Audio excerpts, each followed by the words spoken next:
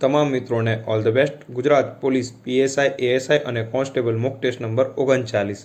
મિત્રો, કોઈપણ પ્રકારના સમયનો બગાડ કર્યા વગર શરૂ કરીએ આપણે પ્રશ્ન નંબર 1। નીચેના વિધાનોનો સત્ય જવાબ આપો। નીચેના વિધાનોનો સત્ય જવાબ આપો।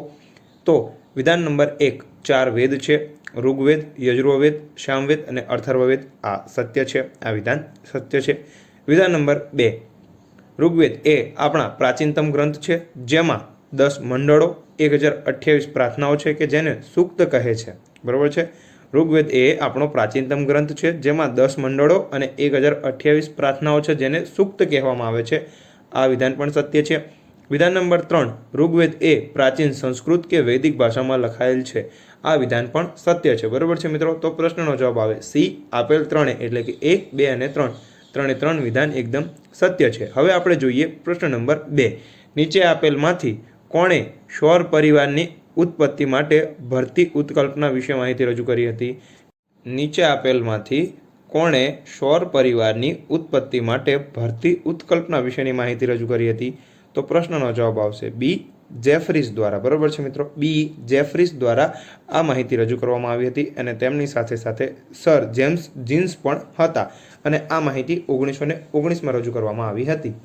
ત્યારબાદ હવે આપણે જોઈએ પ્રશ્ન નંબર 3। નીચે આપેલ વિકલ્પોમાંથી અસત્ય જવાબ શોધીને જવાબ આપો। અસત્ય જવાબ આપણે શોધવાનો છે। આપણે જોઈએ ઓપ્શન પરથી જવાબ આપવાના છે। તો ઓપ્શન નંબર એ, ઉત્તર ગોળાર્ધને જમીન ગોળાર્ધ તરીકે ઓળખવામાં આવે છે। આ ઓપ્શન સત્ય છે। ઓપ્શન નંબર બી, દક્ષિણ ગોળાર્ધને જળ ગોળાર્ધ તરીકે ઓળખવામાં આવે છે। આ પણ સત્ય છે। ઓપ્શન નંબર સી, ભૂમિખંડો ઉત્તરમાં પહોળા અને દક્ષિણમાં સાંકડા છે।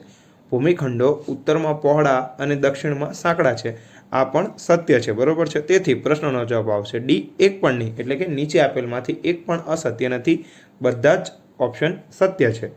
મિત્રો, જો તમે અમારી ચેનલ ઉપર નવા હોય તો ચેનલને સબસ્ક્રાઇબ જરૂરથી કરી લેજો, કારણ કે અહીંયા ડેલી બેસિસ ઉપર જીસીઈઆરટી અને એનસીઈઆરટી બેઝ મોક ટેસ્ટ લેવામાં આવે છે। બરોબર છે। અને જો તમે આ પહેલાંના વિડીયો ના જોયા હોય મોક ટેસ્ટના તો એ પણ જરૂરથી જોઈ લેજો। હવે આપણે જોઈએ પ્રશ્ન નંબર 4। નીચે આપેલમાંથી સત્ય જવાબ આપો। નીચે કેટલાક ઓપ્શન આપવામાં આવે છે, તેમાંથી આપણે સત્ય જવાબ આપવાનો છે। બરોબર છે। તો આ પ્રશ્નનો જવાબ આવશે જાપાનનો ફુજિયામા, જે સુપ્ત જ્વાળામુખી છે। હવે પ્રશ્ન નંબર 5। નીચે આપેલમાંથી અસત્ય વિકલ્પની જોડ શોધી જવાબ આપો। નીચે મિત્રો કેટલા વિકલ્પ આપવામાં આવે છે, તેમાંથી આપણે અસત્ય વિકલ્પની જોડ શોધવાની છે। બરોબર છે।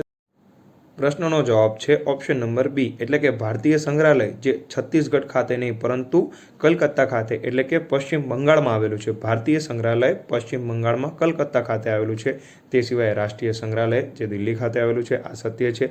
સાલારગંજ સંગ્રહાલય જે આંધ્રપ્રદેશમાં હૈદરાબાદ ખાતે આવેલું છે, આ પણ સત્ય છે। અને રાષ્ટ્રીય માનવ સંગ્રહાલય જે મધ્યપ્રદેશમાં ભોપાલ ખાતે આવેલું છે, આ ત્રણ સત્ય છે। માત્ર મિત્રો અહીંયા ઓપ્શન બી અસત્ય હતું, તેનો સાચો જવાબ આવે ભારતીય સંગ્રહાલય કે જે પશ્ચિમ બંગાળમાં કલકત્તા ખાતે આવેલું છે। ત્યારબાદ હવે આપણે જોઈએ પ્રશ્ન નંબર 6।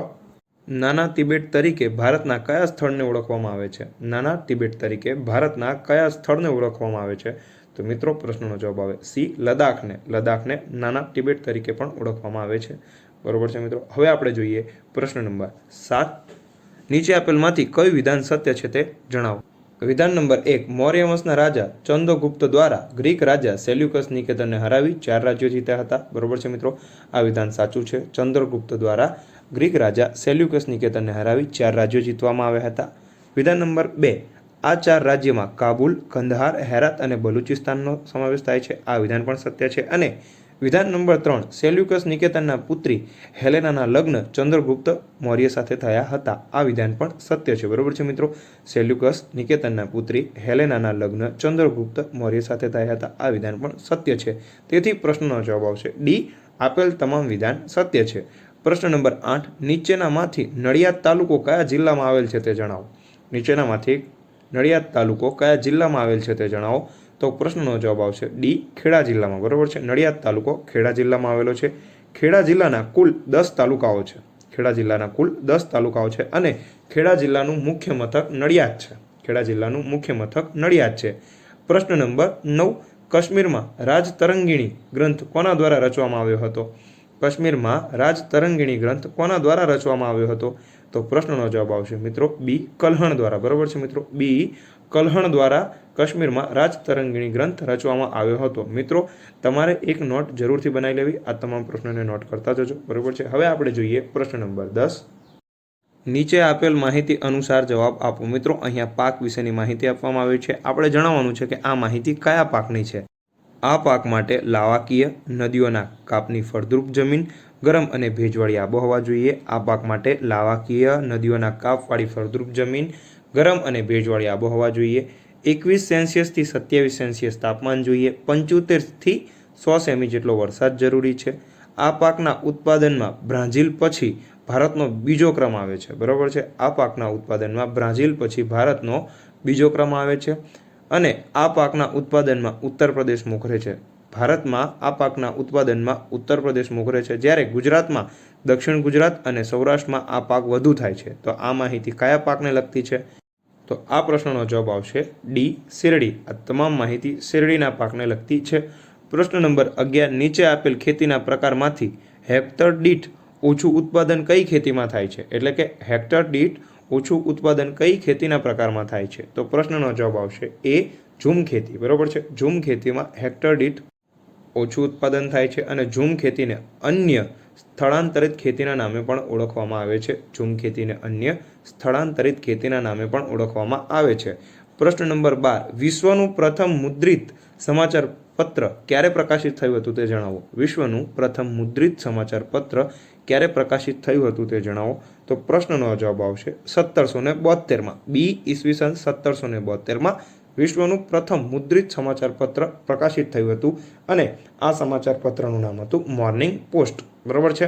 વિશ્વના પ્રથમ મુદ્રિત સમાચાર પત્રનું નામ હતું મોર્નિંગ પોસ્ટ, જે તમારે યાદ રાખવું. હવે આપણે જોઈશું પ્રશ્ન નંબર 13. નીચેના વિકલ્પમાંથી અસત્ય વિકલ્પનો જવાબ આપો. વિકલ્પ નંબર 1. ઉચ્ચ પ્રદેશો ભૂમિખંડના 33% વિસ્તાર રોકે છે. આ વિકલ્પ સત્ય છે. વિકલ્પ નંબર બી. કેટલાક વિદ્વાનો ઉચ્ચ પ્રદેશને ટેબલ લેન્ડ તરીકે ઓળખાવે છે. આ વિકલ્પ પણ સત્ય છે. વિકલ્પ નંબર સી. હિમાલય, રોકીઝ અને એન્ડીઝ આ ખંડ પર્વતોનું ઉદાહરણ છે. તો મિત્રો, આ વિધાન અસત્ય છે, કારણ કે હિમાલય, રોકીઝ અને એન્ડીઝ આ ખંડ પર્વતોનું નહીં પરંતુ ગેડ પર્વતોનું ઉદાહરણ છે. બરોબર છે. તો આ પ્રશ્નનો અસત્ય જવાબ આવે ઓપ્શન નંબર સી, વિકલ્પ નંબર સી. બરોબર છે. વિકલ્પ ડી એટલે કે ઇટાલીનો વિસુવિયસ, સિસલીનો એટેના જ્વાળામુખી પર્વતના ઉદાહરણ છે. આ વિકલ્પ પણ સત્ય છે. એટલે કે 13મા પ્રશ્નમાં માત્ર સી વિકલ્પ જ અસત્ય છે. તેનો સાચો જવાબ આવે ગેડ પર્વત. બરોબર છે. હવે આપણે જોઈએ પ્રશ્ન નંબર 14. નીચે આપેલ રાજધાની અને તેના જોડકામાંથી અસત્ય ઉત્તર આપો.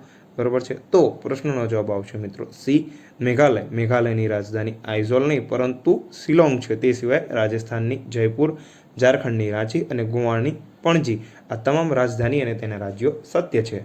પ્રશ્ન નંબર 15. મુખ્ય માહિતી કમિશનરની નિમણૂક કરવાની સત્તા કોની છે? મુખ્ય માહિતી કમિશનરની નિમણૂક કરવાની સત્તા કોની છે? તો પ્રશ્નનો જવાબ આવે એ, રાષ્ટ્રપતિની. બરોબર છે. અને મિત્રો, મુખ્ય માહિતી કમિશનરનું પદ એ એક કાયદાકીય પદ છે. હવે આપણે જોઈએ પ્રશ્ન નંબર 16. નીચે આપેલ ગ્રહોની માહિતી પરથી જવાબ આપો. બરોબર છે. આ ગ્રહનો વ્યાસ 4878 કિલોમીટર છે. આ ગ્રહનો વ્યાસ 4878 કિલોમીટર છે. આ ગ્રહને એક પણ ઉપગ્રહ નથી અને આ ગ્રહ કદમાં સૌથી નાનો ગ્રહ છે. તો મિત્રો, આ ગ્રહ કયો છે? ખૂબ જ સરળ પ્રશ્ન છે મિત્રો. પ્રશ્નનો જવાબ આવે બી, બુધ. બરોબર છે. બી, બુધ. અને સૂર્યનો સૌથી નજીકનો પણ ગ્રહ બુધ જ છે. પ્રશ્ન નંબર 17. રાષ્ટ્ર માટે અંગ્રેજીમાં વપરાતો શબ્દ નેશન કઈ ભાષામાંથી ઉતરી આવ્યો છે તે જણાવો. રાષ્ટ્ર માટે અંગ્રેજીમાં વપરાતો શબ્દ નેશન કઈ ભાષામાંથી ઉતરી આવ્યો છે તે જણાવો. તો પ્રશ્નનો જવાબ આવે લેટિન ભાષામાંથી. એ, લેટિન ભાષામાંથી આ શબ્દ ઉતરી આવ્યો છે અને લેટિન ભાષામાં નેશિયો પરથી આ નેશન શબ્દ ઉતરી આવ્યો છે. બરોબર છે. પ્રશ્ન નંબર 18. વિશ્વ ટપાલ દિવસ ક્યારે ઉજવવામાં આવે છે તે જણાવો. વિશ્વ ટપાલ દિવસ ક્યારે ઉજવવામાં આવે છે તે જણાવો. તો પ્રશ્નનો જવાબ આવે 9 ઓક્ટોબર. સી, 9 ઓક્ટોબરના રોજ વિશ્વ ટપાલ દિવસ એટલે કે વર્લ્ડ પોસ્ટ ડે ઉજવવામાં આવે છે. બરોબર છે. અને આ ઉજવવાની શરૂઆત યુનિવર્સલ પોસ્ટલ યુનિયન દ્વારા કરવામાં આવી હતી.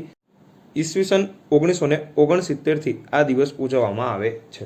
હવે આપણે જોઈએ પ્રશ્ન નંબર 19. નીચેના જોડકા યોગ્ય રીતે જોડો અને જવાબ આપો. નીચે આપણને જોડકા આપવામાં આવ્યા છે. આપણે આ જોડકાનો યોગ્ય જવાબ આપવાનો છે. બરોબર છે. તો પ્રશ્નનો જવાબ આવશે ઓપ્શન નંબર ડી. એટલે કે પહેલામાં ડી, બીજામાં એ અને ત્રીજામાં બી. હીરાકુંડ એ મહાનદી ઉપર બાંધવામાં આવેલ છે.